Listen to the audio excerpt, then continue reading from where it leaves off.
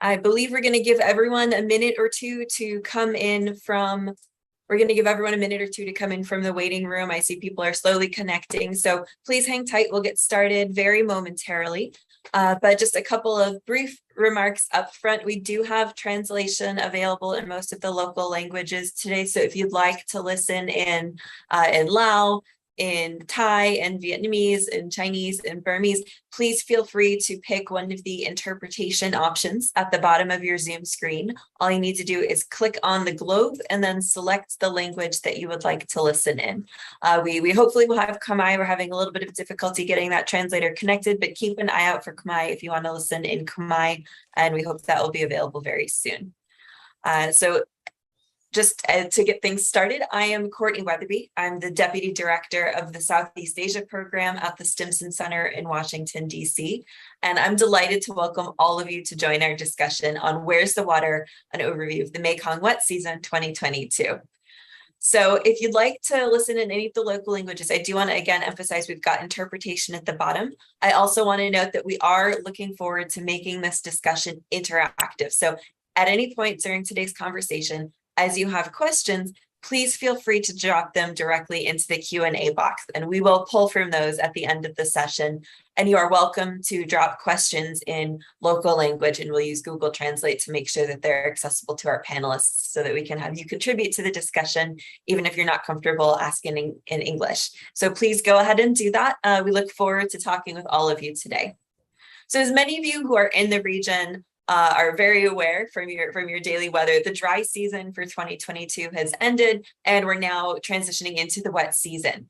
So during the past dry season, the Mekong River experienced both higher than normal dry season rainfall, as well as numerous shocks from upstream dam releases. The unusual dry season rains and dam releases have made the river a little bit higher than usual at the start of the wet season. In fact, data from the Mekong River Commission shows that the total flow in May this year was 22.8 billion cubic meters.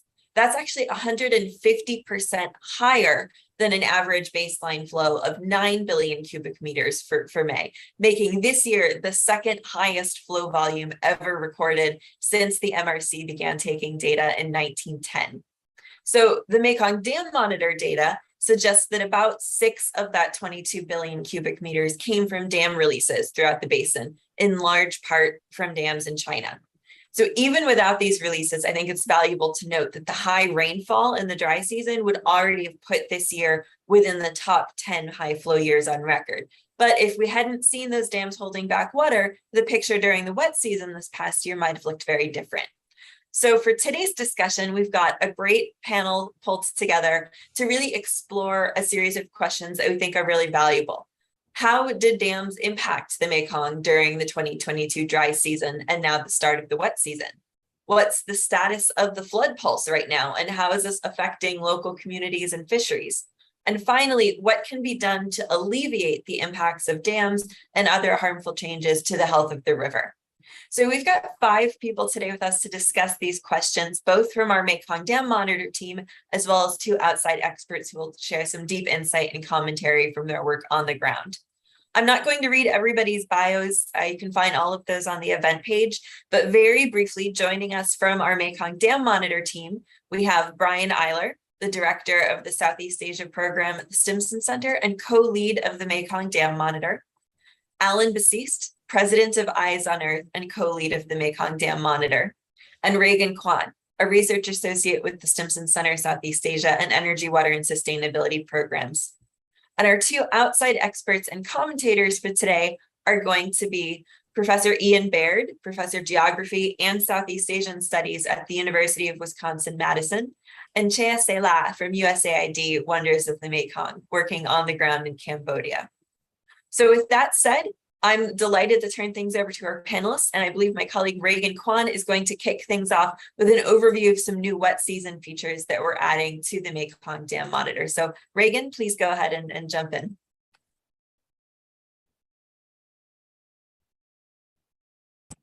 Thank you, Courtney, and thank you everyone for joining us today. So today, I hope you see my PowerPoint presentation. Today, I'll be introducing one of the Mekong Dam Monitor's newest map products, the Lower Mekong Flood Pulse. This is a bi-weekly map comparing the water surface area in the Mekong Basin in Cambodia and Vietnam to its 50-year normal flood level using data from the Mekong River Commission and satellite imagery. On your screen is one of our first examples of the map. On the map section, you'll see the water surface area start upstream from Stung Treng, Cambodia, to the Mekong Delta in Vietnam for late September 2020 and its normal comparison. September 2020 is in dark blue, and the normal comparison is in teal. Here, you'll notice how large of a difference in the amount of water throughout the lower Mekong between what is normal and what was there in September 2020. These maps may not always look like this. The amount of teal shown will change. You'll see less teal if the current period is similar to or above the historical normal, and more teal, like the September 2020 map, if the current period is below normal. We also have a chart in the map. This chart also compares the map's current period to the 50-year normal and also quantifies it. The chart shows the total observable water surface area in 1,000 square kilometers. The colors on the chart also match the map. So the teal area is for the normal comparison, and the dark blue is for the current period. The teal dot in the middle is the 50-year average, and the teal area above and below this dot on the chart represents most of the historical water levels. You can think about this area as any water level within this is fairly common and expected or normal. That means when we look for the September 2020 level in dark blue, we find it well below expectations. However, this map doesn't only give a snapshot of a single period, it also excels in telling a story across time. Here are 3 maps for the past 6 weeks, from the beginning of May to the first half of June. Before we dive into the flood pulse changes, I want to note a peculiar difference between the inundated areas in Cambodia and Vietnam. In Cambodia, we see what is mostly natural flooding and expansion and shrinkage of the Tonle Sap Lake. However, what we see in Vietnam is mostly engineered movement of water through irrigation with some natural flooding. Much of what would normally be flooded in Vietnam will probably not show up because of engineered changes in the Mekong Delta, but some places will still show. These are places that have yet to be entirely altered, including areas where natural flooding processes are being restored. Now let's take a look at what we saw in the past 6 weeks. First, in the beginning of May, on your left side, when water levels were expected to be near the lowest point, the 2022 period was above normal. You will notice there is a very little teal on the map. And the current period's point on the chart, the dark blue dot, is above the historically normal band. Second, the map in the middle, in late May 2022, water surface area increased even more substantially, along with the gap between what is normally expected in late May and what actually happened several weeks ago. Finally, on the last map on the right, we're looking at early June, so it's just the past couple of weeks. You will see the 2022 level is still higher than normal, but just barely now. So the normal flood pulse and water level is catching up to what we saw 2 weeks ago. Now, however, I feel when the satellite imagery for late June is available, we will probably see the current water level flip below normal as water levels recede at the Tonle Sap bottleneck. So I really look forward to continue to monitor the flood pulse through these maps in the lower Mekong. We're excited for the launch of these maps, as we hope they'll add to the ongoing discussions about the Mekong River and the impact of hydropower development. So please be on the lookout for the release of the 2022 maps later this week on the Mekong Dam Monitor, and the rest of the maps from 2016 to 2021 over the next several weeks. Thank you for joining us, and I look forward to our discussion. And I'll now hand this over to Alan.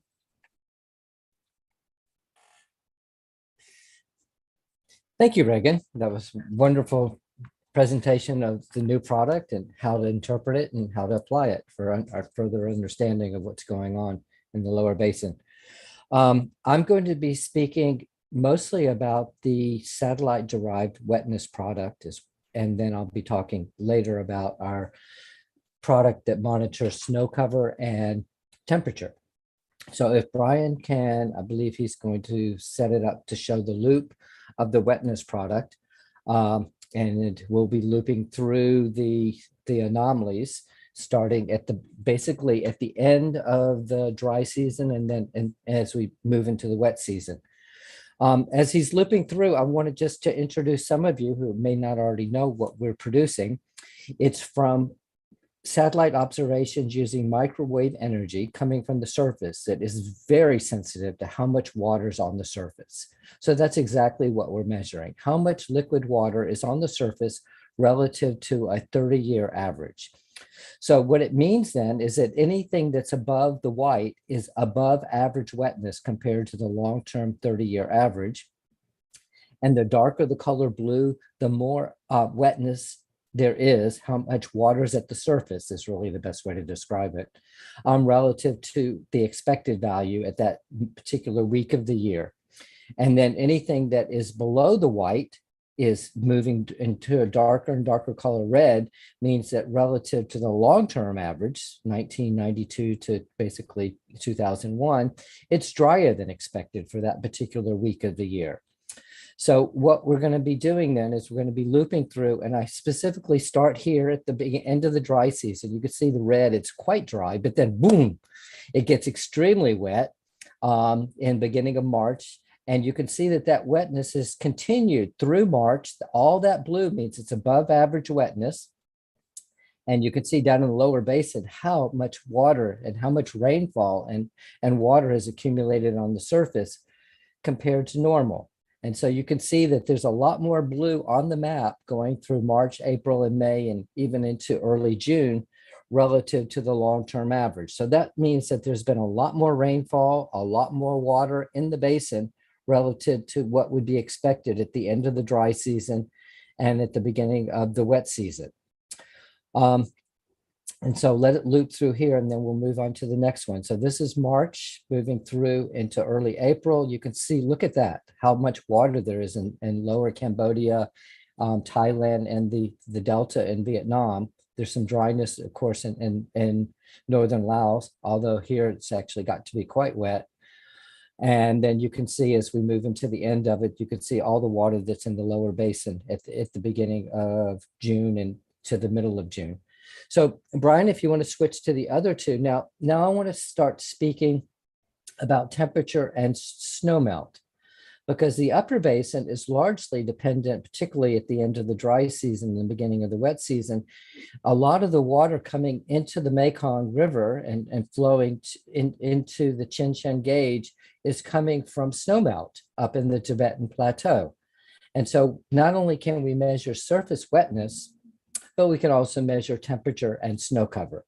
And this is all from the satellite observations, using basically our ability to measure how the snow is melting and then how that translates into above average temperatures, which is causing the snow to melt. So we're going to start, this is not as long of a loop. We're going to kind of start it from the beginning in just a moment. And you can see that as it begins to loop around in April, you can see that temperatures are basically above average and that there is melting snow cover. That blue means that there's snow cover is melting. And actually, I'm sorry, I said that wrong. The yellow means that the snow cover is below average, which means it's melting. So anything that is moving towards red means that it's below average snow cover on the image to the left. And Brian just circled it for us. So that's what we're looking at, is the headwaters there. So it means the snow cover is below average, and that is being largely affected by above average temperatures, which is on the plot to the left here. So the temperature is on the left and the snow cover is on the right. And we're looking at anomalies. That's really important to say. This is deviation from expected. Using a long-term climatology, we have an average. And then relative to that average, we can see that temperatures are above average, which means that the temperatures basically moving towards red are much above normal if it's dark red, and they're cooler than average if they're moving towards blue. And then again, I just want to make sure that everyone can interpret this right, that anything that is below the white means below average snow cover. And anything to the left, which is getting darker and darker blue, means above average snow cover. So you can see that the temperatures right there are above average, and the snow cover right here is melting. And all that early snow melt is adding additional water into the Mekong Basin. And obviously that water is going to flow through the gorge region in China down into the Golden Triangle at the intersection of Myanmar, Laos, and Thailand. So you can see that there are actually cool temperatures in the lower basin here, and above average temperatures in the headwaters. And that is causing the snowmelt to occur above average, which is adding to the water that's moving through the basin and down into from the upper basin through the Golden Triangle into the lower basin. I think that takes us actually to the next plot, which is to look at the basically how much water is flowing at Chen relative to the long-term average. And so we have a time series, which I believe that Brian will pop up in just a second. And that time series, let's go to the time series first. And we can see, if we look at if Brian wants to highlight the later period, I think that's what we want to focus on, is that we can see that there is excess water in the dry season. That means that there's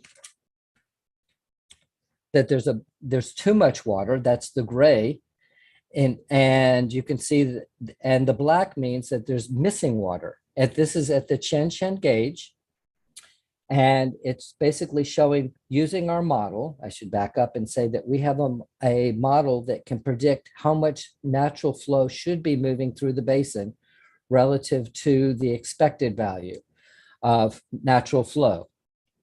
So we have natural flow as derived from our model, and then we have what's measured at the gauge at Chen. And so the gray is basically excess water, and the black is the missing water. And you could see that there's, in that time series, I want to go back to that for a second. I want to show something I think is really important, the longer time series, if you can back up, is that we're kind of at equilibrium right now. That you could see that there was a lot of missing water in around 2012, 13, 14, 15, 16, 17. But as the reservoirs have filled up, you can see that now we're kind of getting into an equilibrium of, there is basically missing water during the wet season and then excess water during the dry season. Now that drought did cause some of the some changes to that, which I don't think we can describe in great detail. But I did want to show that there was a lot of missing water as the reservoirs filled up, and now we're kind of reaching equilibrium, whereas the blue line is what's expected in the natural flow model. The brown line is what's actually measured in the gauge. So now we're going to highlight that again. And you can see very clearly what's happened in the most recent time, that there's water being held in the wet season, and then that water is being released during the dry season to produce electricity. It makes a lot of sense that the dams were designed to produce electricity throughout the year, and the only time that you could hold the water back is during the wet season to fill the reservoir. So the water's being held into the reservoirs during the wet season, and then excess water is being used to produce electricity during the dry season. The reservoirs are drained, and then the reservoirs need to be refilled during the upcoming wet season. And indeed, that's what's beginning to happen. Water is being held back into these reservoirs to fill them after they drain during the dry season. And that's what's causing the extra flow to come into the flooded forest, which I believe Ian's going to be speaking about shortly. That excess flow during the dry season is causing some environmental impacts that I know he'll address. And then we're missing water in the wet season, which is going to affect the reversal of flow at the Tonle Sap, because if you don't have enough water flowing during the wet season to raise the Mekong above the Tonle Sap Lake, then you're going to retard the reversal of flow from the main stem into the Tonle Sap Lake, which is going to reduce the amount of larvae that are coming in and reduce the expansion of the lake and the fertility and the health of the lake as a habitat for fisheries. So I think that's probably a good place for me to stop, except, oh, Brian wants to show one more plot, which I do want to show as well. And that is where we are right now. So the light blue is basically would be the how much water is actually flowing. And the dark blue is how much, that dark blue line on top is how much water should be flowing. So if the dark blue line is above what is actually observed at the gauge, that means there's missing water. That's really what it means.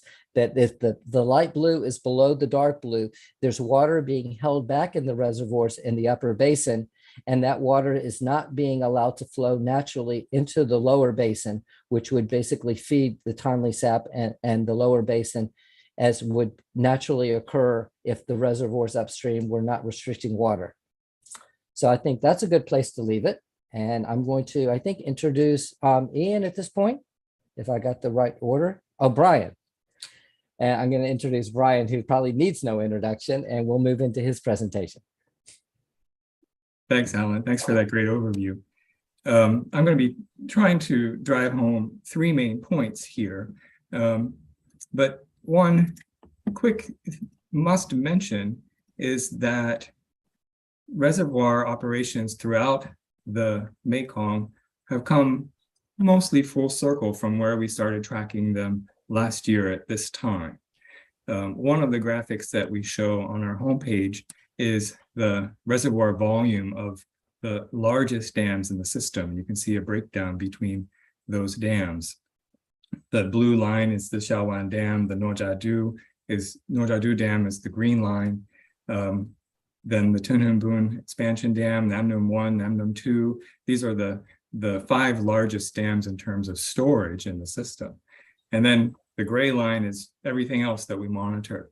That's 40 more dams. Basically have about the same amount of storage as, say, the Shaowan or the Nojadu Dam. So this is the amount of water that can change in those reservoirs over time.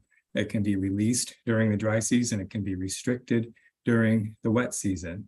And in early July last year, we saw that the reservoirs were rather low. That's why the number is low. And that through the wet season of last year, the reservoirs filled up. You can see some of them are much larger than others. And you can see like just how large those two large dams in China are compared to their portion or power over storage in the Mekong compared to the other dams that we monitor. And then through the dry season, we noted and watched how they released their storage and added extra water into the Mekong. Importantly, and one of our important takeaways from today that we want to emphasize is that the reservoirs, the largest reservoirs, particularly the two in China, Shaowan and Nojadu, did not release as much water this year as they did last year. So they have more water in the reservoirs currently. Now, they could still release that water in the coming weeks, but that's unlikely. We think that they're going to stay where they are. We'll look at that very soon. But we've come full circle now where reservoirs are reaching their lowest levels after their releases. So some points that I want to make today during our time together. One is, sorry, this is the wrong one. One is that there's need for an early warning system throughout the Mekong, but particularly for China's dams that are extremely impactful to the downstream, closer to those dams than, say, farther away. And we tracked 8 times during this year alone that sudden releases over a 24-hour period caused a level change at Changsen in the river level and farther downstream of greater than 1 meter or more. Compare that to last year, there were only 2 times at this level. And there were 4 times when a restriction at one of those upstream dams caused the level to drop at Changsen greater than 1 meter or more. We learned this from China's online data portal. This is where the data starts. But then we verify that it came from a reservoir operation rather than a natural occurrence like a storm. And when we see these happen, we issue an early warning to local communities and governments so that they have at least 48 hours to prepare for these changes. Now, our notifications are are not perfect. We can reach tens of thousands of people via Facebook notifications. When the releases or restrictions are severe, the Thai government also notifies local communities, and we think that our actions are helping there. But the best case here, and the clear case, is for the operators of the dams themselves, particularly those in China, to give the information, to give the early warning that these dams indeed are making a severe change downstream. And local media coverage suggests, and announcements from the Mekong River Commission suggest that a 1 meter level of change is the preference for the government of Thailand. So that preference is being stated very clearly, that if upstream dams are changing the level of the river by more than 1 meter at Chang Sen and points downward, then this is an appropriate level for early warning. That is what the Thai government I believe this is what the Thai government is intimating, because the Thai government issues early warning notifications based on our data at the 1 meter level. So that's an important point I want to get across to everyone today. Now we're going to go to look at this exploration of how the dry season was so wet and when that happened. And I want to show you another new product that we've developed. This is our sub-basin breakdown, where we can compare the different portions of flow contribution, or how much water is sent into the Mekong mainstream at different parts of the Mekong. So I'm looking at a dry season comparison between 2022, 2021. This is for the 6 months of the dry season, and 2020 as well. And here we can see, by looking at this inset map here and comparing to the others, how much more flow came downstream than previous years. Now, this is based on a lot of factors. Alan noted how there is abnormal snowmelt coming down through the river system during out of China during this time. Also, we noted how dams have released a lot of water. And if we went back and did the math, we would see that dams released about 20 cubic kilometers of water. And this translates and relates to this number 80 here.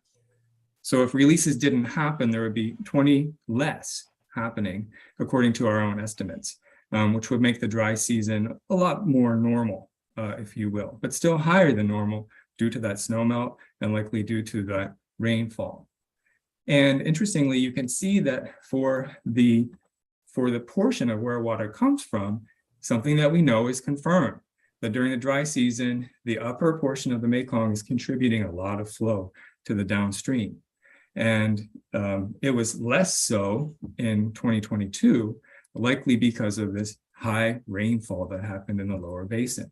But still, the largest portion of flow of water coming into the Mekong mainstream came from portions in China and above Chang Sen. So 29% in 2022, and you can see the higher percentages there.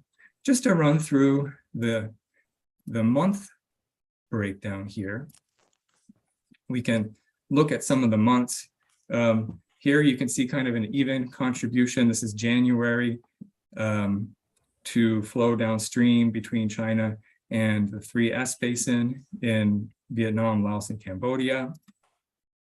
If we go to February,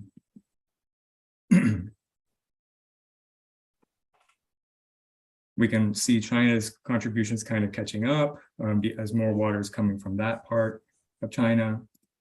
And into March,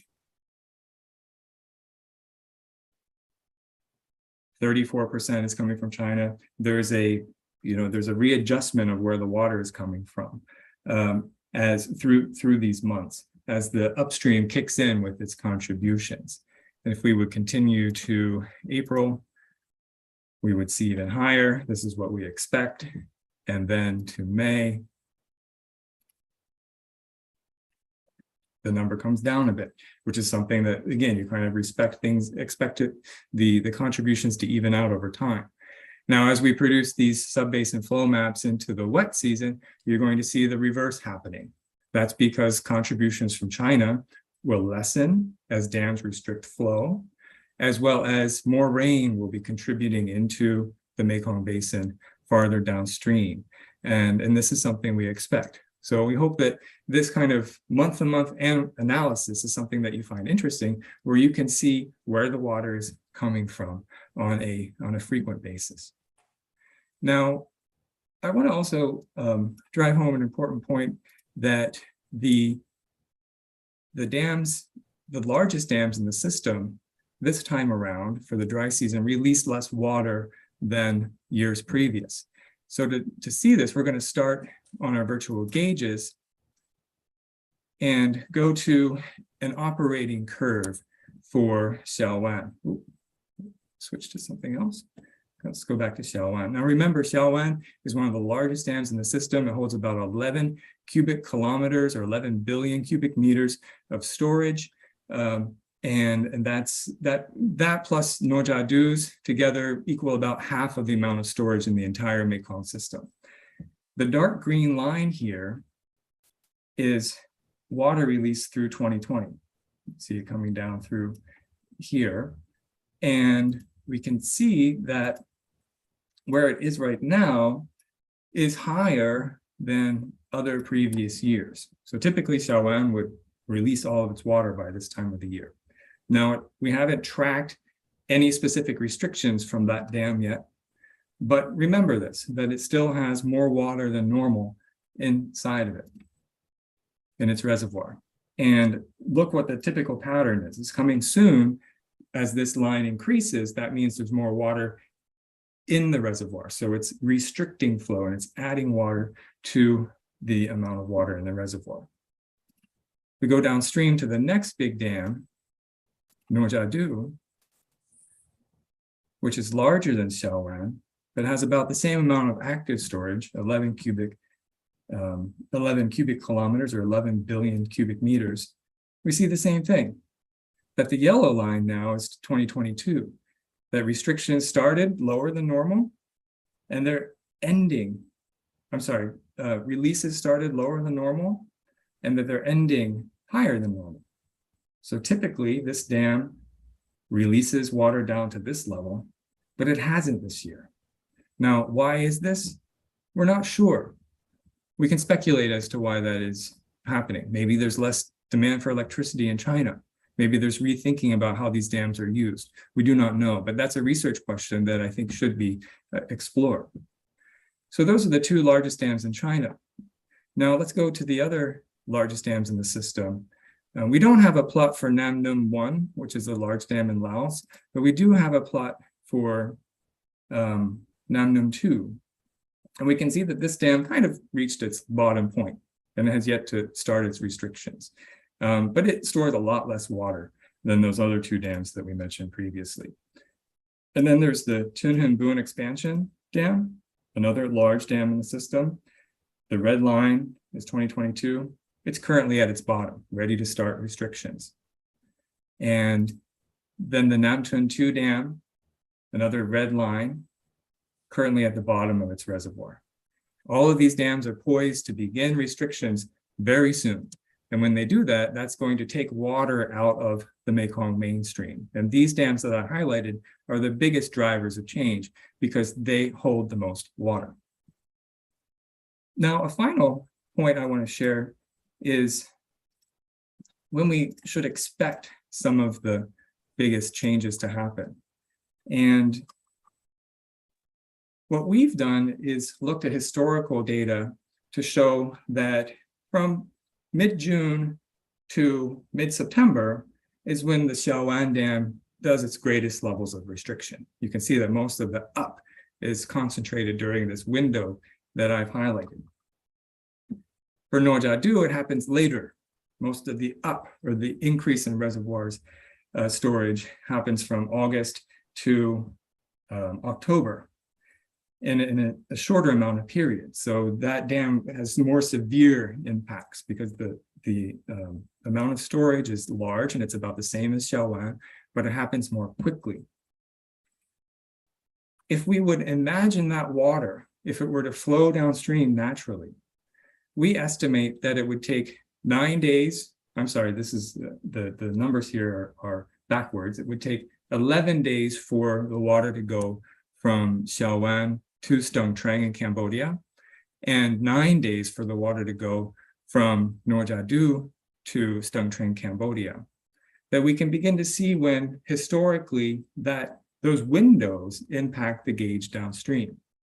And when you put the two windows together, we see a period from mid-August to the end of September where they do the most change to the river. So if you're thinking about when to expect the greatest amount of changes to come from these dams, from restrictions upstream, I would look for this window from August to September as the greatest amount of possible change. If we extend that a little bit farther downstream, now we've got, no, sorry, the lags are still backwards. I'm sorry for that. It's 13 days expected to get to the Tonle Sap bottleneck and 11 days expected to, for the Siao Wan Dam, and 11 days expected for water to go from Nor Jia Du to the Tonle Sap bottleneck. That you see that the window of impact, and a lot of changes happening during this window of impact, happens from late June to mid-October, with the overlap period when they're doing the most change from the end of October to the end of September. So this is something to watch. We're starting to understand more about when we expect the changes to hit the downstream. And as we watch the levels change into the coming wet season, we want to think about why they're changing, why you see ups and downs happening. Is it rain? Is it dam restrictions? Is it something else? And come back to the data for points of reference. And I think that for those of you who do technical studies, we've suggested that much more is needed for study. For example, does it really take 11 to 13 days for water to get from these large dams to the downstream? We're using very simple assumptions here of what the past data shows, but this is something that can be more refined. And importantly, what I didn't talk about was how those dam releases are changing river levels upstream during the dry season at Stung Treng and the Tonle Sap.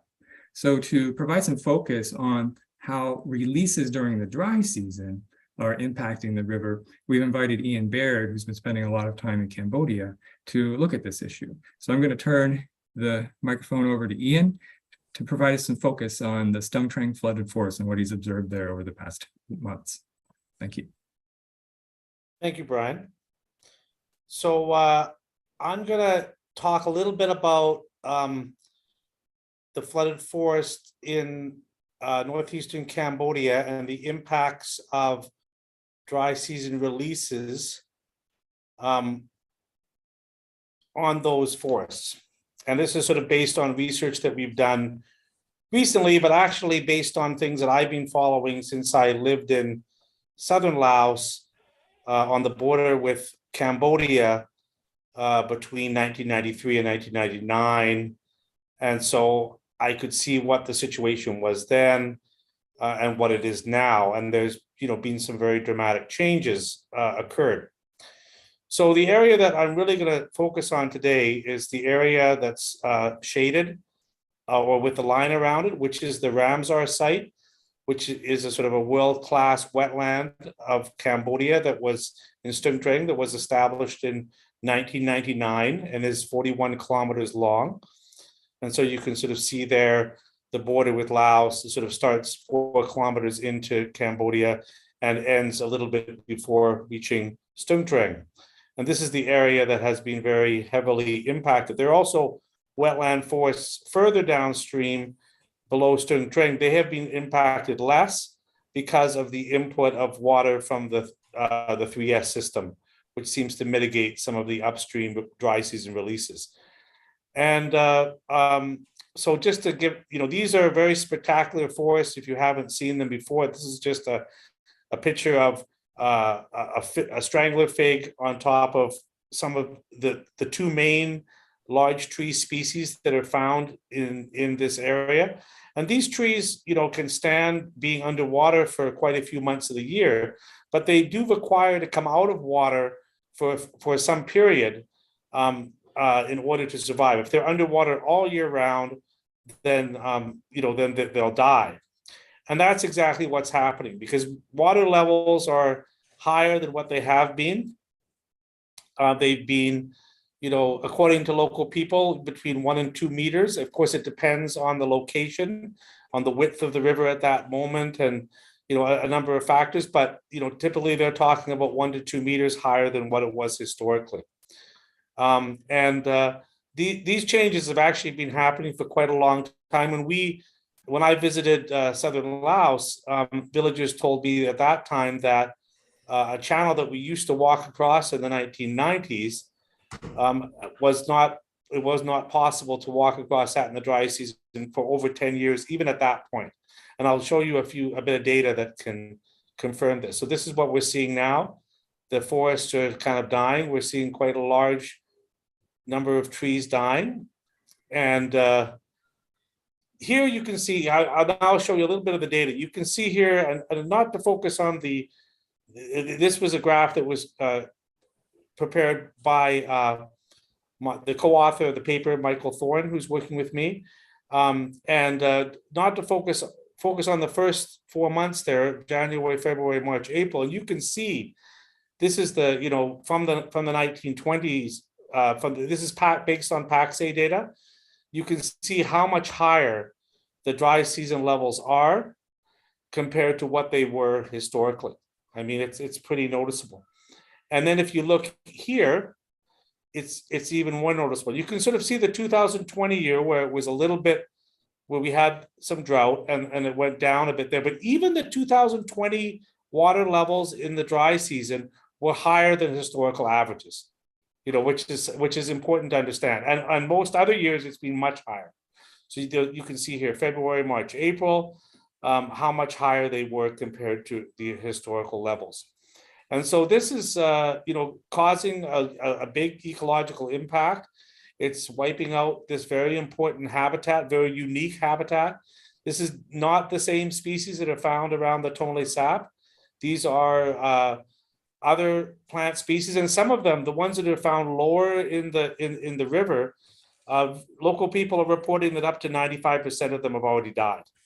And for some of the larger tree species, they're reporting close to 50%. And so the real story is we're beginning to see the sort of cumulative impacts of more than average water levels. Now, what's important to understand here, I think, is that if you add like, a certain amount of water in the rainy season, and you already have a lot of water, it doesn't show up that much. But if you add that same amount of water to the dry season, it really makes a big difference. And so, what we're seeing now is just literally too much water in the dry season. And this has basically been consistent now for quite a few years. And, local people are talking about, as the habitat is destroyed, it's also impacting on the mollusks, it's impacting on the water birds, it's impacting on the soft-shelled turtles, and even the insects, even some of the invertebrates. So and there still really needs to be a lot more research, but now we're really beginning to see some of the negative impacts, and this is all going to negatively affect the fisheries. And these are very serious issues. So I think I'll just leave it at that. And if you have any questions later, we can discuss that. Thank you.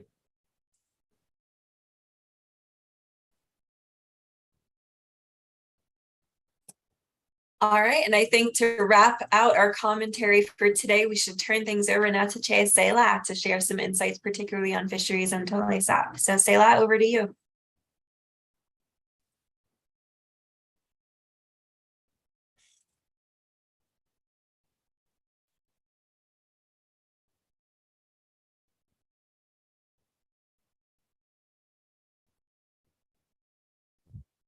Thank you, Connie.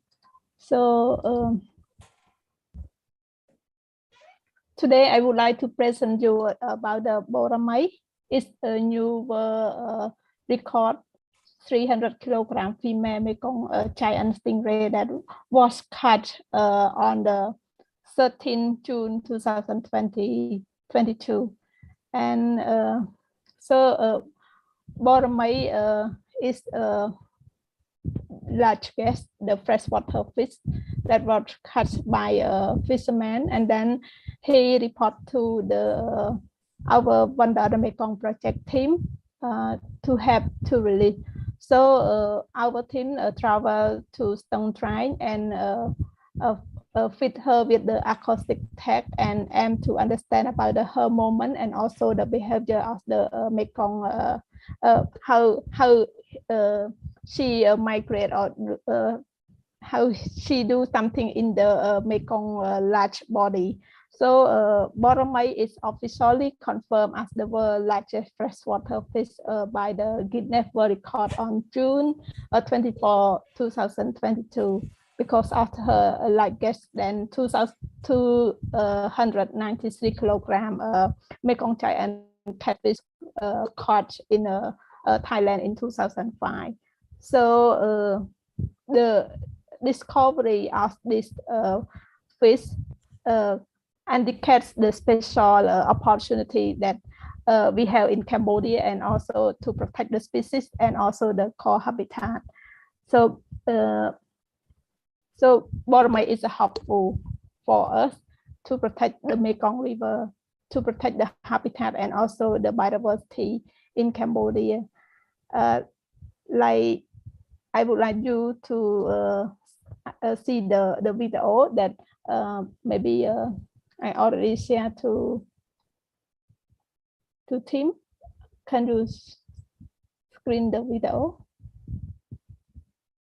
And then I would like to keep the discussion here, and then looking for the question and answer. Thank you, Selah. I think you might have to stop sharing screen if we're gonna try and share the video. So Brian, were you able to get the link and want to try queuing that video up? Sure, happy to show it. Here comes Boromay.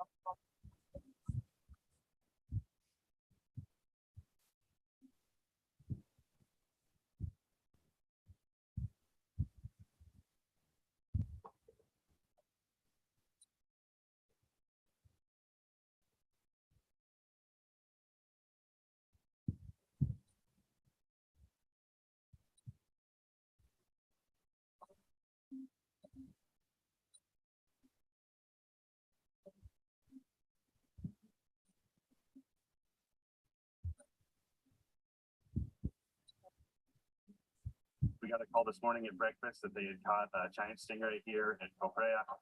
So we dropped everything. People came up from Phnom Penh, and we're here now just at sunset.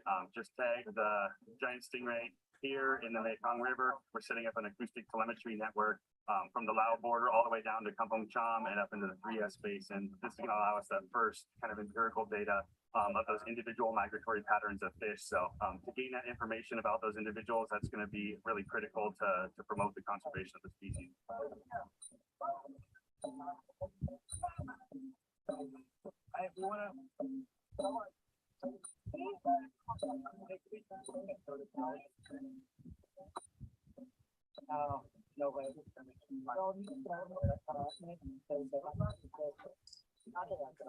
I've never seen anything like that. That's the biggest fish I've ever seen in the wild. Pretty impressive creature. I think it speaks to the wonders of the Mekong project. I mean, that's a truly wonder of nature right there.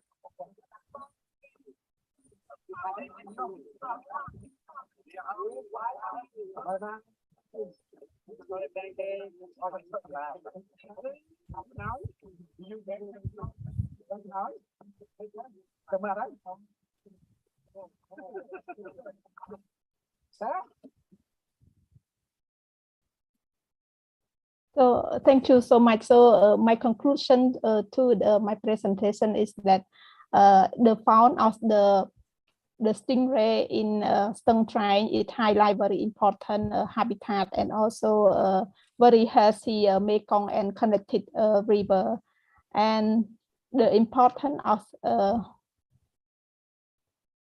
pardon me, you can hear me? Please proceed, Selah. Sorry, the video turned on again.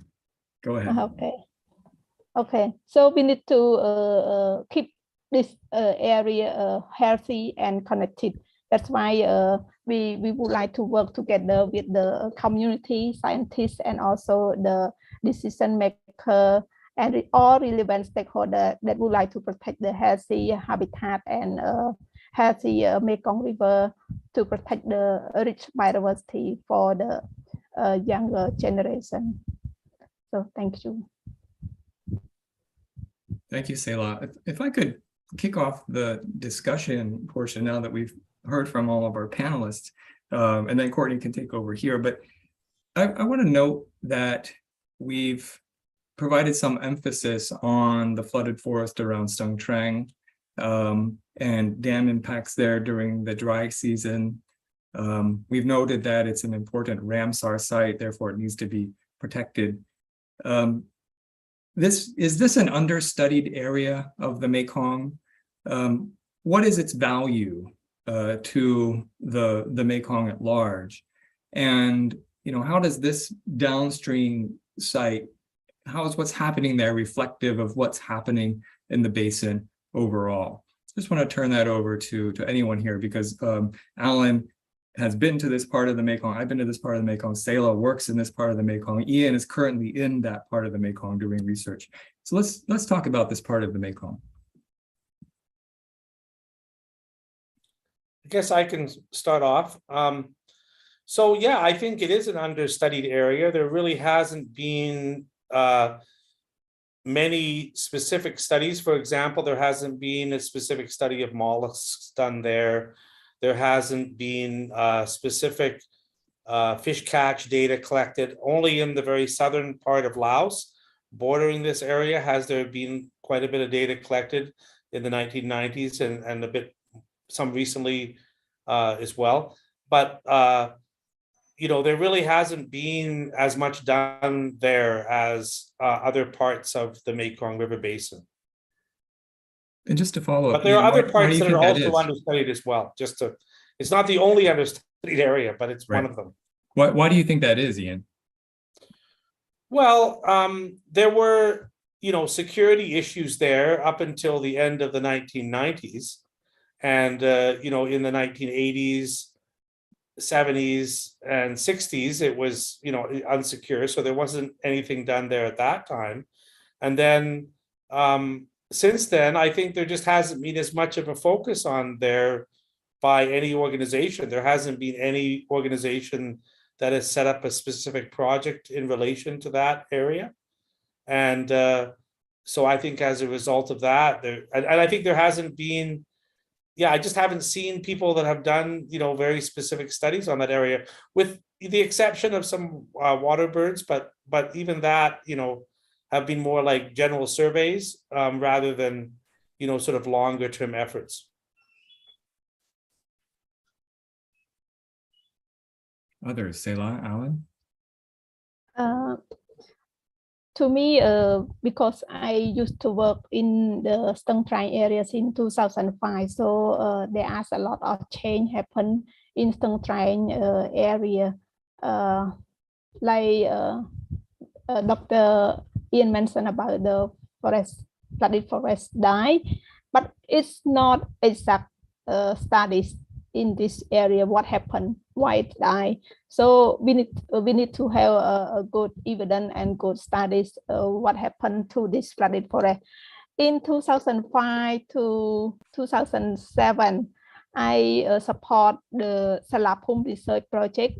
I work as a volunteer and then research assistant with the local NGO based in Stung Treng, and I support the Salapum in 4 villages in Stung Treng Ramsar site to conduct research on the herb for medicine and include the flooded forest in that area as well, because some flooded forest or some forests near the riverbank can be used as the vegetable and also the medicine. So we document some based on the local knowledge to document the plant for the medicine, and then the data we public and then consult with the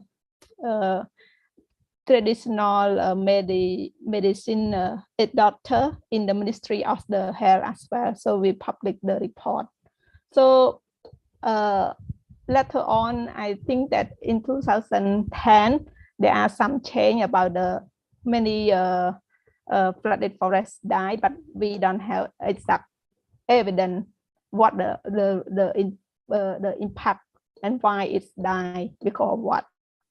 And the another change is about the dolphin near the Laos border in Long Chotia die in February 2022. This is the last one that died in February. Yes. And that dolphin pod is at the top of the flooded forest, the most upstream portion of the flooded forest, and it is completely gone. It is no longer existent. There's one remaining dolphin pod around Cartier downstream at the bottom of the forest. There are some dolphin pool near Minette in the area that we found the stingray. It also the area that have a Arabic dolphin and also the social turtle as well, and other bird. And it also the community work with the Ministry Department of Tourism to identify other ecotourism area as well. Right. Well, I think the data shows that the dry season data that Ian showed is that the increases to river level there are coming from dams. And we provide some insight as to which dams are driving the most change. I think there's no doubt that it's due to the water releases from dams. I should also mention that one of the reasons I think where the local people in this area have a lot of knowledge about this area, but one important thing to understand is almost everybody that lives in this area are Lao speakers, native Lao speakers. They don't know the names for fish or a lot of the animals in Khmer even. So this means it's a little bit more difficult to get clear, data in Khmer language in relation to this area, because when I was with them and speaking with them in Laos, they often said, we don't know the names for these in Khmer, but they could tell me them in Lao. Interesting. If I could add one point to this, and I was there traveling through the flooded forest earlier this year, and I was talking with some local people, and they were saying not only are the forests dying, the large, as you say, the strangler figs and many of the large trees, making a very striking landscape, but because the river stays at such high levels that the roots can't breathe, which destroys basically the integrity of their ecology and the vitality of the trees, but also that these are supposed to be sandbars and areas that are supposed to be exposed to at the surface. And this is where the new trees and new vegetation that get established, which stabilize these sandbanks and these islands, which support the flooded forest. So not only are the large trees dying, but the vitality of the forest and the sustainability of the forest for the future is completely destroyed because you don't get new generations of growth, and which is undermining the whole stability of the ecology. Our research has shown that local people are saying that between 30 and 50% of the sandbars are gone already.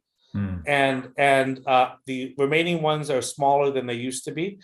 And this is also having a big impact on sandbar nesting birds, of which there's a number of important ones found in this area. And it's one of the main reasons this area was chosen as a Ramsar site. So, this is having far-reaching impacts. And I think we have to, say this is clearly because of too much water being released in the dry season from dams. And, not say that we're not sure about it, because it's very clear. And local people all understand it as well. Thanks, Ian, for driving that point home. And, there are proponents for how dry season dam releases are beneficial to the downstream during the dry season. There's been very little study or research produced of the specific benefits of this. But, you know, the benefits of the Mekong, as far as water provision goes, comes during the wet season through natural flooding processes. The river level doesn't rise high enough during the dry season, from my observation, as a result of releases, to provide those kind of benefits, those natural flood benefits. So the water is flooding out these flooded forests. It's killing these important species of trees and animals and fish, and it's going right onto the ocean. So if there are so-called benefits to dry season releases, then science should show that. And so far, there's really no evidence to provide for that. Courtney, I want to turn it back to you for Q&A from our audience. I think there are some pertinent questions coming from the audience about this specific topic. Let's focus on that for a while. Yeah, so I think we've got a few questions, and I'm going to bundle some of these together just in the interest of time, since we've only got about 15 minutes. But we did have a couple questions kind of really digging into what's going on in these flooded forest areas. So I think one question is what will the worst case scenario be if sort of this business as usual model continues and things are left in current straits? You know, what are the continued impacts that we can anticipate? Are there specific impacts? I had a question specifically about catfish, which use the flooded forest root areas as an egg laying site. You know, Ian, you talked about mollusks, you talked about birds. Can we talk a little bit, or do we have enough insight on the fisheries to sort of see what's going on fish impacts here? And then finally, and I think perhaps the most pertinent question that we can be discussing today, what can be done about this? You know, we've got a colleague calling in, Panya from the Voice of America, is asking what can the government or policymakers in Cambodia do to mitigate these type of impacts? And I'll raise that question to everyone on the discussion. But I think if we start with sort of what's the worst case scenario and then move towards what can be done, I think that's a good trajectory here. And Ian, I see you're ready to jump in. Yeah, I mean, right now what we can see is that, you know, the bushes that are in the lowest part of the river have been heavily impacted. The larger trees have been, you know, medium impacts, and then there's a couple species that are closer to the riverbanks that have not been impacted heavily. And then if you go downstream below string training, the impact is less. Now, the impact downstream of string training could get much worse if there's more water released in the dry season in future years. So, I mean, things are already bad, but it's important to understand that they could get a lot worse than they are now. And really, the way to mitigate this is to release less water in the dry season. And that's, you know, there's not much that Cambodia can do, because this is all water coming from, you know, above Cambodia. You know, but there's a lot that, you know, China and Laos could do, especially China, I think, that could reduce the impact. Then there was a question about the catfish, and I think particularly the Pangasiad catfishes are very prevalent in this area, and we did some studies earlier that found that many of these species, especially during the rainy season, actually rely on the leaves and the fruits coming from these flooded forest species as a very important source of food. And we cut open a lot of fish stomachs in the 1990s and found a lot of these different fruits and leaves. And there are also local people in this area who even have used leaves to put on hooks to catch specific types of Pangasiad catfish. So the catfish actually could be impacted the most, especially the Pangasiads, because they're the ones that seem to rely on these areas.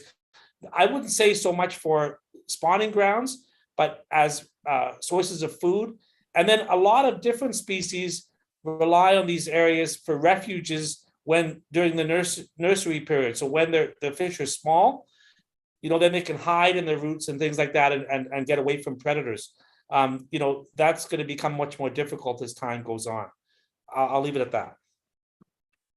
And I want to add that, you know, there are existing changes that have been that this part of the river is experiencing, right? That it's over a decade of change.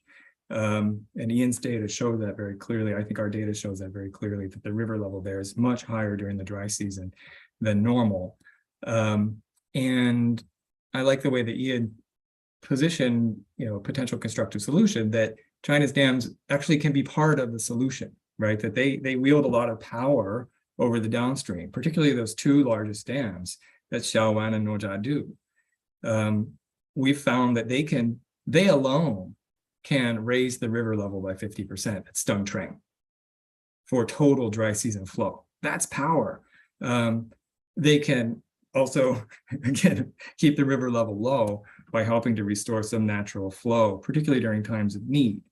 But there are things to watch moving forward too. China's dams or upstream dams can be part of the solution, existing dams, to help restore natural flow. I would not recommend building more dams to counter this effect, which is a discourse that we're hearing coming out of the Mekong River Commission, that there's an investment solution to this. There's an infrastructure solution to this, that you need more storage downstream to help out the ecologies. I think that's a very expensive, dangerous, and risky proposition, particularly when there are solutions at hand, right, that can be put to play. And importantly, the Cambodian government has signaled that it is less interested in building the large dams on the Mekong mainstream at Stingray and Sambo. But the Lao government is also signaling building the Phu Noi Dam downstream. That's just very close to Pak Se, on the Mekong mainstream. And this, like the like the Sambo Dam, the Stingray Dam, would be a game over scenario, I think, for the flooded forest, for fish migration moving through there, because its impacts will be severe. Thank you, Brian. I'm going to go ahead and shift over to another question. This one's a fairly specific question, and Alan, I suspect this one is best directed to you. But we highlighted a few times during today's discussion that the reasons for it are not necessarily clear, but that the two largest Chinese dams, Nojadu and Xiaowan, both have higher levels of remaining storage that they haven't released this year compared to previous year. Can we tell if any of the increased water levels in those reservoirs is related to not just maybe reduced power production, but potentially increased inflow from the higher than average rainfall and snowmelt that we saw earlier this year? Oh, and you're muted, Alan. No, I realize now that I'm muted, hopefully unmuted.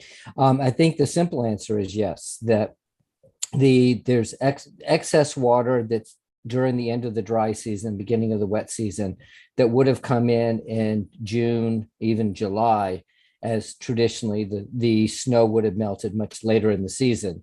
And that excess water is certainly filling into those reservoirs earlier than normal, and allowing those reservoirs to fill earlier than normal. Potentially, and I think that this goes back to some of Ian's comments and Brian's as well, Selah also, is that how could these dams and reservoirs be monitored and regulated to basically support healthy ecology downstream? And the first answer is, well, we need to understand what is natural flow. We need to understand interannual variability, because as you say, there is excess water coming early in the at the end of the dry season, at the beginning of the wet season, that is abnormal. And so how do we regulate flow according to that, and monitor how to stimulate a natural rhythm of the river? And I think this is where coordination along the entire river needs to be done, not just with Laos and Cambodia, but also with China and Thailand, as to how to work effectively as a team. It's one river system. It's not just one dam or two dams. It's a whole river system. So getting all the players to work effectively together and understanding that there is interannual variability, and how to coordinate their efforts to maintain the integrity of the river during all these times of adverse flow. And I'll stop right there and see if anyone wants to further answer that question. Thanks, Al. I'm going to follow on just with a quick observation. Now, remember that levels in these two largest dams are still higher than normal at this time of the year. And that means perhaps that if they don't drain all the water in the next couple of weeks, their impacts downstream could be less than normal, right? Because they're going to restrict less water relative to previous years. Now, their impacts are still going to be profound, but if rains persist, and they don't really look like they're persisting right now, the Mekong River levels have started to trend downward. But if rains would persist and those upstream dams restrict less water than previous years, then there's more of an opportunity for natural flow. Now, I'm highlighting 2 dams. There are hundreds of dams in the Mekong that impact large and small. And I showed some of the other large dams are already at their bottom level, so they're going to have their full impact very likely. But these 2 largest drivers of change might not do as much damage as they did in previous wet seasons. I just want to add one thing, and that is that that the higher levels of water in the dry season are not just at the end of the dry season. They're also earlier in the dry season. They're in February, they're in March, right? That's the height of the dry season.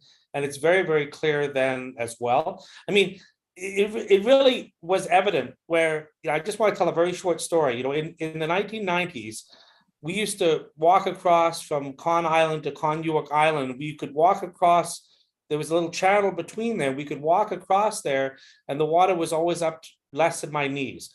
And when I went there in 2017, and I told the villagers, I'm just going to walk across as I used to the neighboring village or part of the village. They said, oh no, we haven't been able to do that for over 10 years. And they have now built a seasonal bridge, which you have to cross over. And so, this is when I first realized, how, and this is, I was there in, February, March, when they were talking about this. So it's really, these flooded forests need to come out of the water for a few months, in February, March, April, right? And already in April, the water levels have historically been going up because you start getting the snow melt from China, even before the rains begin in the lower part of the basin. I mean, we've actually this is being predicted. I remember back in the early 1990s that, Tyson Roberts said, oh, we better collect, fish samples down in this area now because the water will never be this low again. And actually, ever since the filling up of the Manwan Dam, which you can actually see in the data that we have, it's been very clear. But, just to be clear, when we were first looking at the PAC-SAE data and trying to show what we had been told, we couldn't see it right away. We had to really break it down to the month. And then we started to see it, right? If you just keep it at the larger scale, it's not that evident.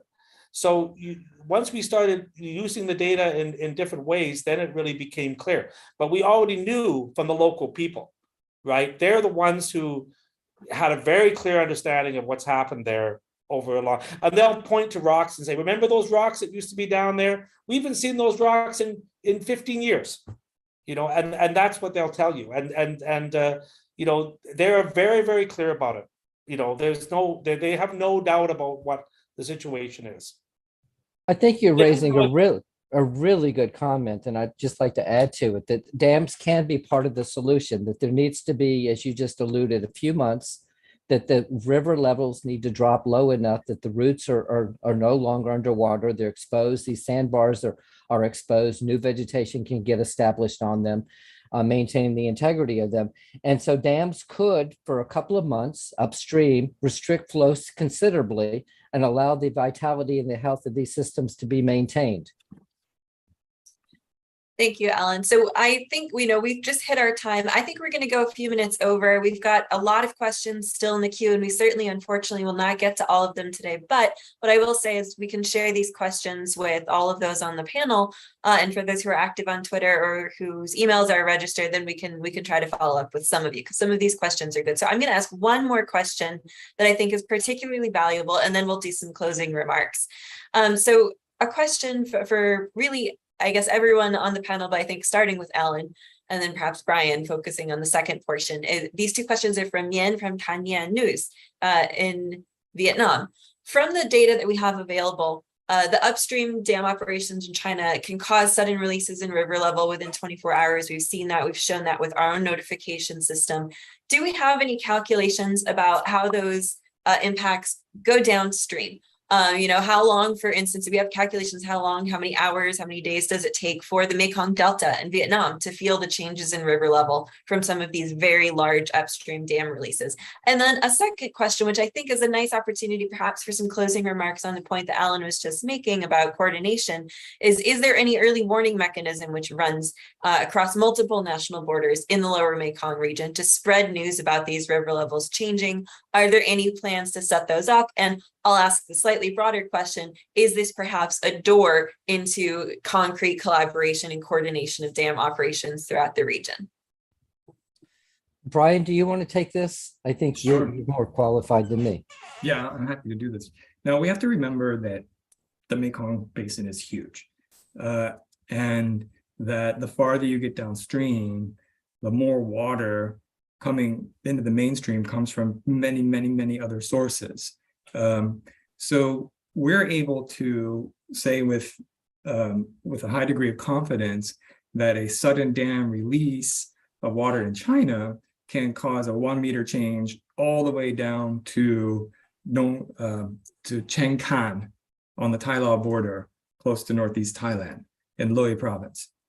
Beyond that, you watch the peaks move through the data and they get lower and lower and lower, particularly the smaller ones, ones that have like 50 centimeter changes that make an impact in the Golden Triangle in Thailand, around Luang Prabang in Laos, around Chiang Khan in Thailand. But they disappear and just kind of become part of the flow of the Mekong as it gets closer to the Mekong Delta. Now, there was one very large release of water that happened at the end of Songkran in Thailand's National New Year holiday in April that you could follow all the way to Phnom Penh. And I think it was like 1.5 meters change tracked at Chiang Saen. And that caused a lot of damage along the Thai Lao border. This was recorded on Facebook. And again, it was trackable down to Phnom Penh. But most of the releases just become part of smooth flow by the time the water gets to the Delta. So what you can observe in the Delta is very similar to what Ian showed us with his data, that in the last 10 years, there are higher river levels in the Delta. There are higher river levels in Stung Treng, but you see less, it's hard to see the events of sudden dam releases in China. But that's not to say that there aren't other sudden dam releases that happen throughout the basin. I believe it was in late April as well that a dam in Vietnam, the A Loi Dam in the A Loi Valley in the Mekong system released water suddenly because a storm came through it.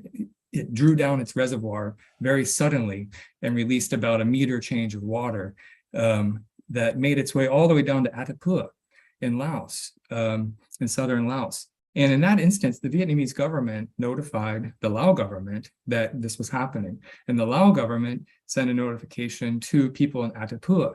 But because there's a lack of confidence in this information, and people in Attapua, from my impression, said, hey, that's a dam that's really far away. How can that really impact us? Not enough preparation was made. And a lot of damage was caused from that particular dam release. Floating restaurants flooded out. There were a lot of loss of assets along the river, the Mekong River, all the way in southern Laos. So this shows, again, a need for better early warning throughout the entirety of the basin. There are systems that work, but the information is not perceived as credible or with a high level of confidence, or it's not communicated in a way that can get to the right people in the right amount of time. Focusing back on China, China has committed to early warning to the downstream. It's part of the Lancang-Mekong cooperation commitments, yet the specific thresholds for when early warning comes outside of regular routine maintenance are not specified. So China has provided early warning when regular routine maintenance on dams upstream happens and flow changes. But for these sudden releases, apparently they're not seen as threatening or risky enough to cross a threshold within China's prescribed definition of early warning, whatever that is, we don't know because it's not defined. But downstream stakeholders are now expressing a clear threshold for what early warning should be. And we believe the data shows it's at 1 meter of change in the Golden Triangle. I'll end that remark there. And Courtney, I think we're going to have to wrap up as well. Indeed. Well, I will say thank you to everyone for joining today. I know it's been an exhaustive discussion. There were a lot of points made about sort of what we can tell with the data that we have, with the data from the Mekong Dam Monitor, the Mekong River Commission, and other sources, with Ian's insights on the ground. But Ian and others also highlighted, I think, a very valuable point, which is that there still needs to be further study done, particularly when we're looking at some of these impacts on communities, on ecosystems, and the flooded forest area and others, where there's local knowledge that's not being tapped, and there's real need for further sharing of this information and drawing on that local knowledge in a way that is inclusive and can turn this into an actionable point. So with that, I'll just say, I think this really does show that the conversations we have can be much more nuanced when we have this level of data available. I appreciate all of the questions. I will share all of them with our panelists to see if we can get some of those very good questions we did not get to today answered over email or Twitter.